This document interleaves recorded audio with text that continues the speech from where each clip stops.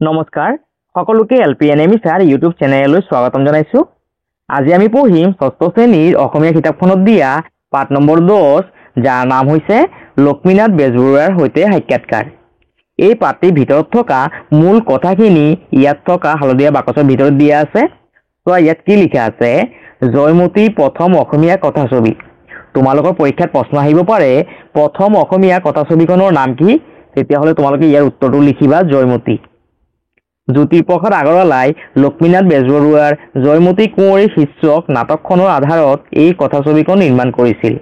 1935 খ্ৰীষ্টাব্দৰ 10 মাৰ্চত কলিকতাৰ ৰাওনাক প্ৰেক্ষাগৃহত জয়মতীৰ প্ৰথম দৰ্শনীৰ আয়োজন কৰা হৈছিল।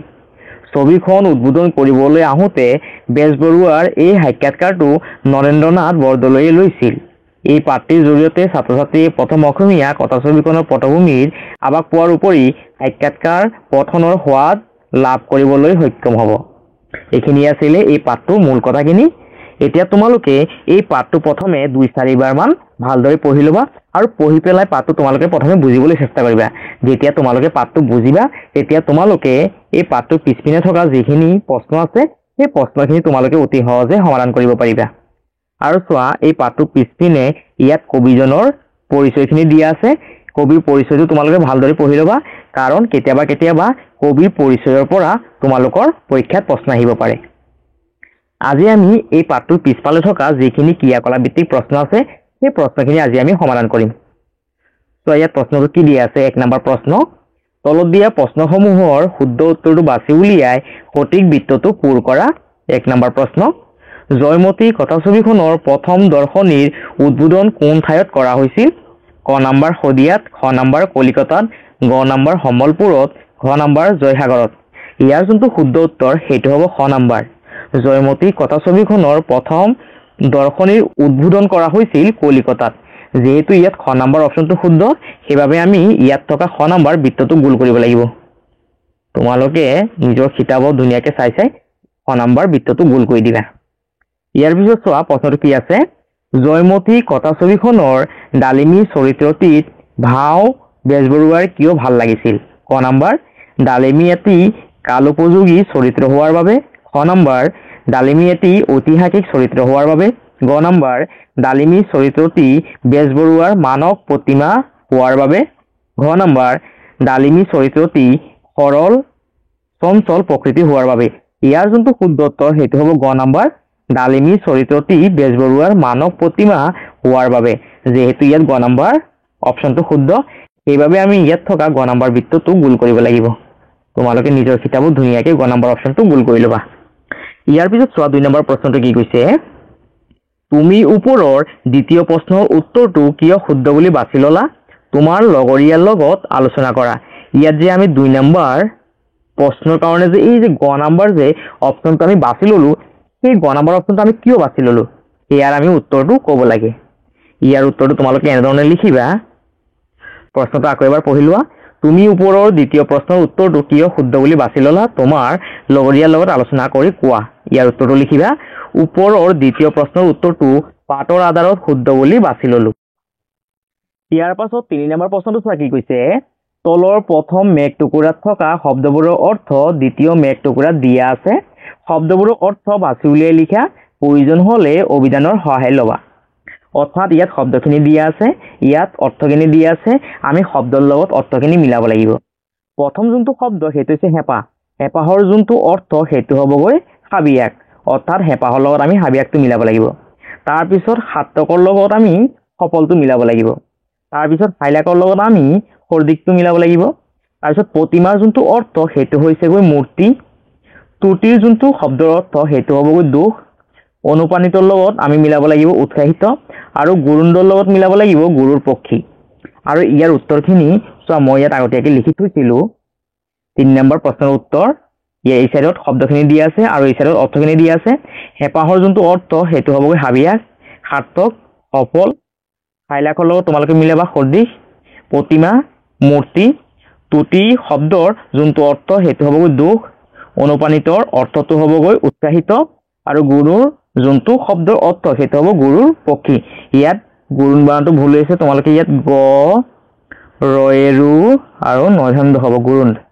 ৰয়েৰু তোমালোকে য'ত য'ত ৰ হস্ৰগা এনেধৰণে দেখিবলৈ পাবা তাত তোমালোকে এইটো নিলিখি পেলাই তোমালোকে এই ধৰণে লিখিবা ৰয়েৰু বুলি লিখিবা ৰয়েৰু এইটো শুদ্ধ ৰূপ গুৰুন দৰ লগত তোমালোকে এই গুৰু পক্ষীটো মিলাবা আৰু এয়া আছিল আমাৰ 3 নম্বৰ প্ৰশ্নৰ উত্তৰ ইয়াৰ পিছত চোৱা 4 নম্বৰ প্ৰশ্নটো কি কৈছে 4 নম্বৰ প্ৰশ্ন তলত দিয়া প্ৰশ্নকেইটাৰ উত্তৰ কোৱা আৰু লিখা ক নম্বৰ প্ৰশ্ন প্ৰথম অসমীয়া কথাছবিখনৰ নাম কি ইয়াৰ উত্তৰটো তোমালোকে এনেধৰণে লিখিবা প্ৰথম অসমীয়া কথাছবিখনৰ নাম হ'ল জয়মতী এইটো এটা অতি গুৰুত্বপূৰ্ণ প্ৰশ্ন এই প্ৰশ্নটো তোমালোকে ভালদৰে মনত ৰাখিবা খ নম্বৰ প্ৰশ্নটো কি কৈছে চোৱা জয়মতী কথাছবিখন কিমান খ্ৰীষ্টাব্দত মুক্তি লাভ কৰিছিল ইয়াৰ উত্তৰটো লিখিবা জয়মতী কথাছবিখন 1935 খ্ৰীষ্টাব্দত মুক্তি লাভ কৰিছিল ইয়াৰ পাছত গ নম্বৰ প্ৰশ্নটো চোৱা কি কৈছে জয়মতী কথাছবিখন কোনে নিৰ্মাণ কৰিছিল ইয়াৰ উত্তৰটো লিখিবা জ্যোতিপ্ৰসাদ আগৰৱালাই জয়মতী কথাছবিখন নিৰ্মাণ কৰিছিল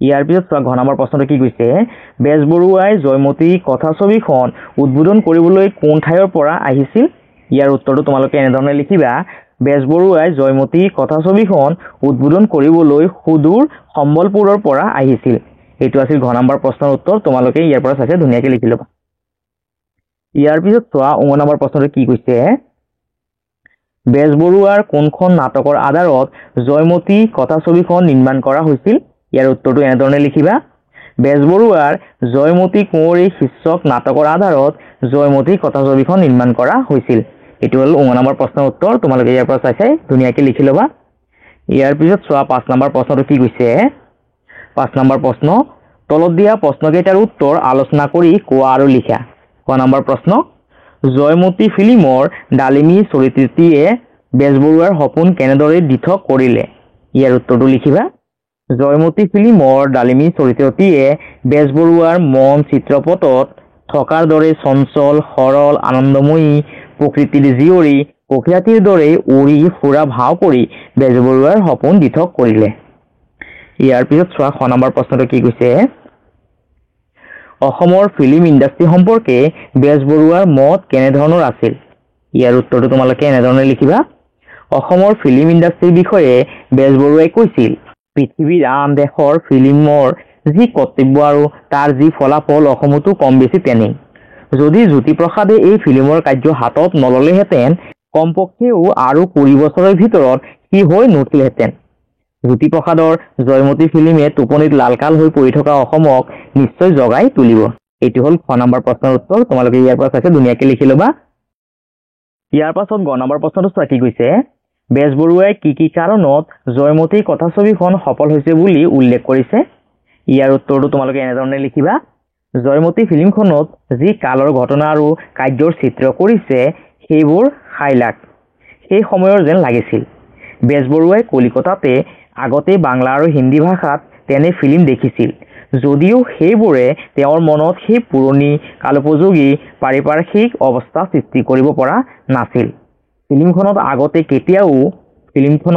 কেতিয়াও ফিল্ম নেদেখা বা ফিল্মৰ অৰ্থে ভাও নিদিয়া অসমীয়া মতা আৰু তিৰোতাই সুন্দৰকৈ ভাও দিছিল মুঠতে জয়মতী ফিল্মৰ ভাৱৰীয়ানীসকলে সপ্তদশ শতিকাৰ অসমক এই ফিল্মত পুনৰ জীৱন দি তুলি দেখুৱাইছিল এইবোৰ কাৰণত জয়মতী কথাছবিখন সফল হৈছে বুলি বেজবৰুৱাই উল্লেখ কৰিছে এইটো আছিল আমাৰ গ নম্বৰ প্ৰশ্নৰ উত্তৰ তোমালোকে ইয়াৰ পৰা চাই ধুনীয়াকৈ গ নম্বৰ প্ৰশ্নৰ উত্তৰটো লিখি ল'বা ইয়াৰ পিছত চোৱা 6 নম্বৰ প্ৰশ্নটো কি কৈছে কোনে কাক কৈছিল লিখা ক নম্বৰ প্ৰশ্ন অসমত অসমীয়াৰ দ্বাৰাই আগেই নোহোৱা নোপোজা এনে এটা কাৰ্য চাবলৈ মোৰ বৰ হেঁপাহ আছিল এই কথাষাৰ কোনে কাক কৈছিল ইয়াৰ উত্তৰটো এনেধৰণে লিখিবা উক্ত কথাষাৰ লক্ষ্মীনাথ বেজবৰুৱাই নৰেন বৰদলৈক কৈছিল খ নম্বৰ প্ৰশ্ন ফিল্ম সম্বন্ধে নানামুনিৰ নানামত এই কথাষাৰ কোনে কাক কৈছিল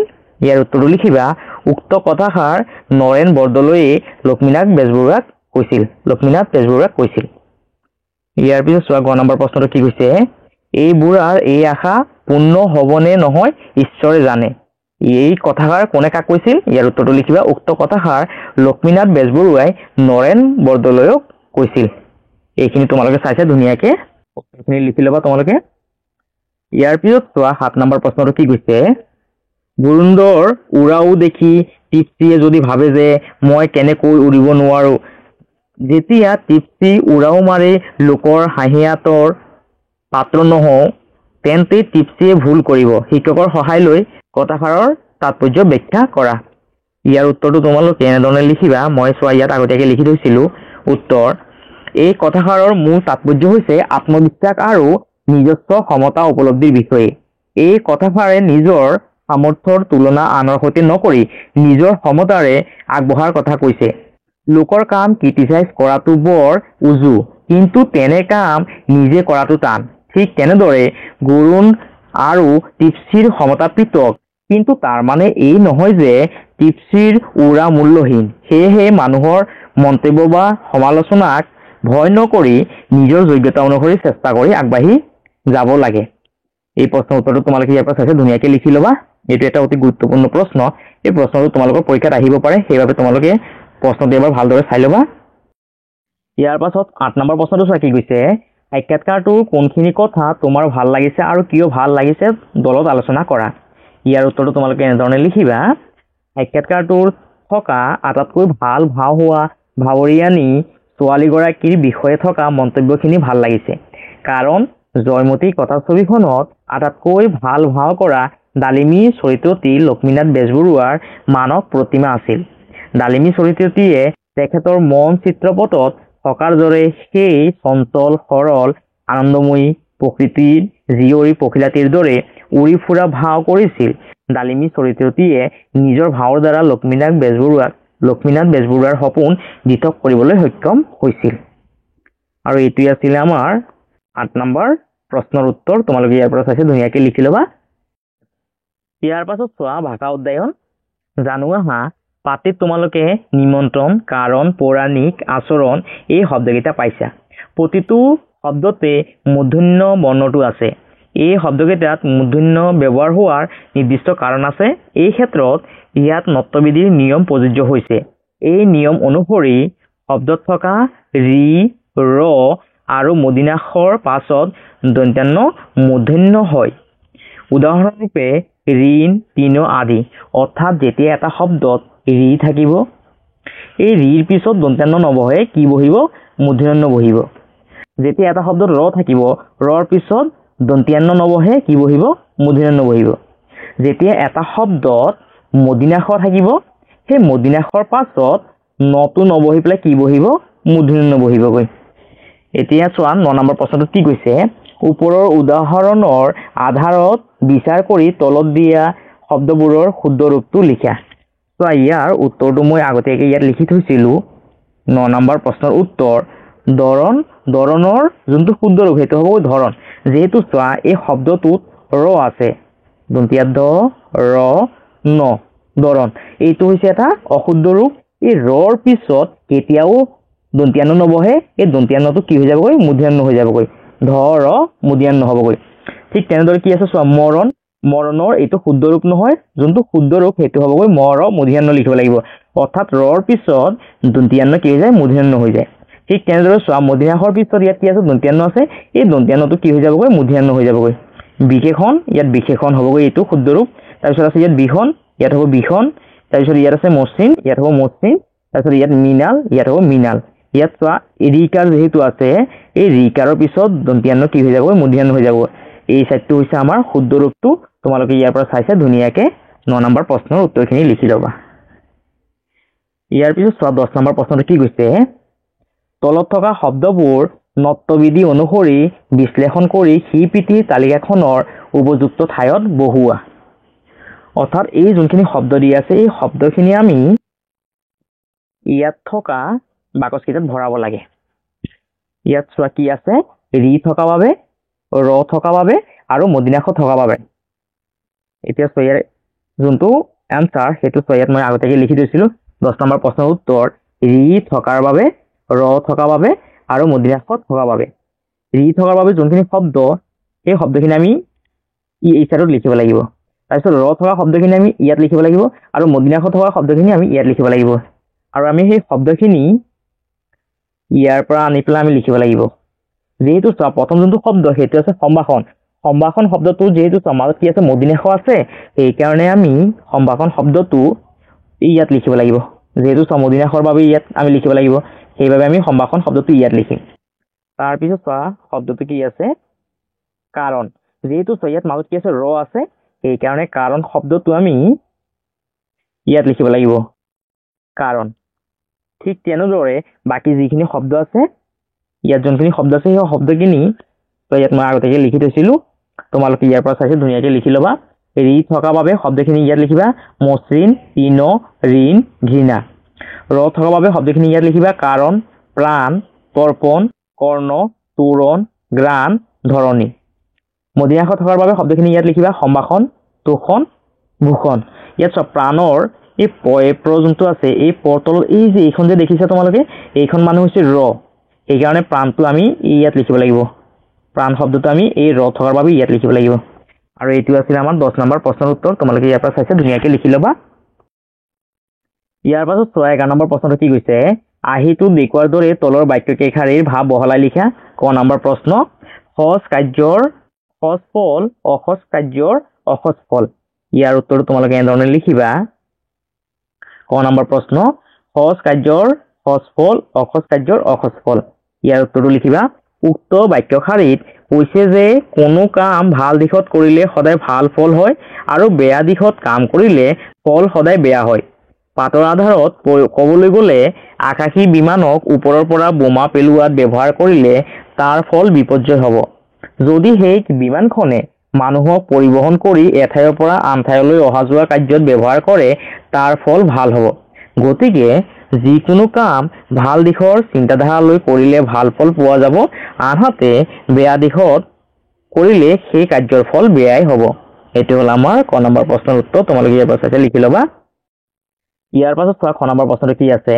ৰাইজে নখ জোকাৰিলে নৈ বয় ইয়াৰ উত্তৰটো লিখিবা এই পৃথিৱীত অসাধ্য বুলি কোনো কাম নাই মানুহে ইচ্ছা কৰিলে যিকোনো কামেই সমাধা কৰিব পাৰে অৱশ্যে কিছুমান কাম নিজাববীয়াকৈ কৰা সম্ভৱ নহয় তেনে ক্ষেত্ৰত সমূহীয়াকৈ কামত আগবাঢ়িলে অসাধ্য যেন লগা কামো সহজ হয় উদাহৰণস্বৰূপে পৰুৱা মৌমাখি আদিয়ে লগে ভাগে কাম কৰি এনে কিছুমান কাম কৰে যাক দেখিলে আশ্চৰ্য বোধ হয় পৰুৱাই পৰ্বত খহাব পাৰে বুলি এটা কথা আছে কিন্তু কোনো পৰুৱাই নিজাববীয়াকৈ পৰ্বত খহাব নোৱাৰে বিশেষকৈ ৰাজহুৱা কাম আদিত ৰাজহুৱা বাটপথ নিৰ্মাণ পুখুৰী খন্দা মন্দিৰ পুথিভঁৰাল আদি নিৰ্মাণ কৰা কাৰ্যত গাঁৱৰ ৰাইজে একগোট হৈ কৰিলেহে কামটো সহজে সম্পাদন কৰিব পাৰি এইটো হ'ল খ নম্বৰ প্ৰশ্নৰ উত্তৰ তোমালোকে ইয়াৰ পৰা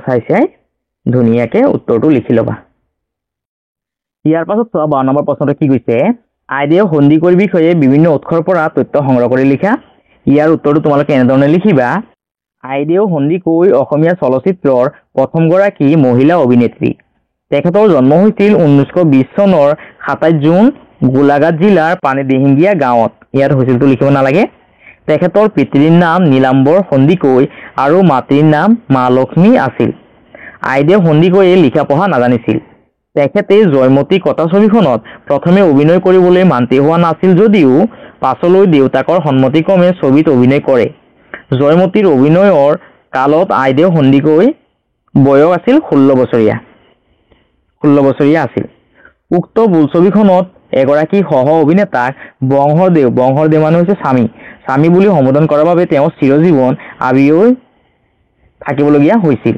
2002 চনৰ 17 ডিচেম্বৰ তাৰিখে আইদেউ সন্দিকৈয়ে জীৱনৰ ইহলীলা সম্পন্ন কৰে অৰ্থাৎ যেতিয়া আইদেউ সন্দিকৈয়ে জয়মতী কথা ছবিখনত ভাও দি আছিল তেতিয়া তেওঁৰ এজন সহ অভিনেতা বংশৰদেৱক স্বামী বুলি কৈছিল সেই স্বামী বুলি কোৱাৰ কাৰণে তেওঁ চিৰদিন আবিয় হৈ থাকিবলগীয়া হৈছিল এটো আছিল আমাৰ 12 নম্বৰ প্ৰশ্নৰ উত্তৰ আইদেউ সন্দিকৈৰ বিষয়ে এইখিনি তোমালোকে ভালদৰে চাই লবা কাৰণ এইটো এটা অতি গুৰুত্বপূৰ্ণ প্ৰশ্ন এই প্ৰশ্নটো তোমালোকৰ পৰীক্ষাত আহিব পাৰে ইয়াৰ পাছত 13 নম্বৰ প্ৰশ্নটো কি কৈছে শব্দজালখন মনোযোগেৰে চোৱা আৰু তাৰ পৰা অৰ্থপূৰ্ণ শব্দ বিচাৰি তলত দিয়া খালী ঠাইসমূহ পূৰ কৰা প্ৰয়োজন হলে পাতৰ সহায় লবা ক নম্বৰ প্ৰশ্ন পুৰাণ সম্বন্ধীয়টো কোৱা হয় পৌৰাণিক অৰ্থাৎ চোৱা মই ইয়াত 13 নম্বৰৰ প্ৰশ্নৰ উত্তৰখিনি আগতীয়াকৈ লিখি থৈছিলো ক নম্বৰৰ যোনটো উত্তৰ সেইটো হ'ব পৌৰাণিক, অৰ্থাৎ পুৰাণ সম্বন্ধীয়টো কোৱা হয় পৌৰাণিক, ইয়াত আমি পৌৰাণিক লিখিব লাগিব। ক নম্বৰ ইতিহাস সম্পৰ্কীয়, ইয়াক কোৱা হয় ঐতিহাসিক। খ নম্বৰ উত্তৰটো লিখিবা ঐতিহাসিক। ইয়াৰ পিছত চোৱা গ নম্বৰ প্ৰশ্নটো কি কৈছে, গুৰুৱে আশীৰ্বাদ কৰি দিয়া ফুল, ইয়াৰ উত্তৰটো লিখিবা গ নম্বৰ প্ৰশ্নৰ উত্তৰ নিৰ্মালী বুলি লিখিবা। তাৰপিছত চোৱা ঘ নম্বৰ প্ৰশ্নটো কি কৈছে, 100 বছৰ বিয়পা কাল, ইয়াৰ উত্তৰটো লিখিবা ঘ নম্বৰ প্ৰশ্নৰ উত্তৰ লিখিবা শতিকা বুলি। ইয়াৰ পিছত চোৱা ঙ নম্বৰ প্ৰশ্নটো কি কৈছে, বহু দূৰ যি, ইয়াক কোৱা হয় সুদূৰ, ঙ নম্বৰ প্ৰশ্নৰ উত্তৰটো লিখিবা সুদূৰ। আৰু এইখিনি আছিলে আমাৰ পাঠভিত্তিক প্ৰশ্নৰ উত্তৰখিনি। আৰু যদি তোমালোকৰ যদি ভিডিঅ'টো যদি ভাল লাগিছে তেতিয়াহ'লে তোমালোকে ভিডিঅ'টো শ্বেয়াৰ কৰিবা, চেনেলটো ছাবস্ক্ৰাইব কৰিবা আৰু কমেণ্ট কৰিবলৈ নাপাহৰিবা। সকলোকে ধন্যবাদ।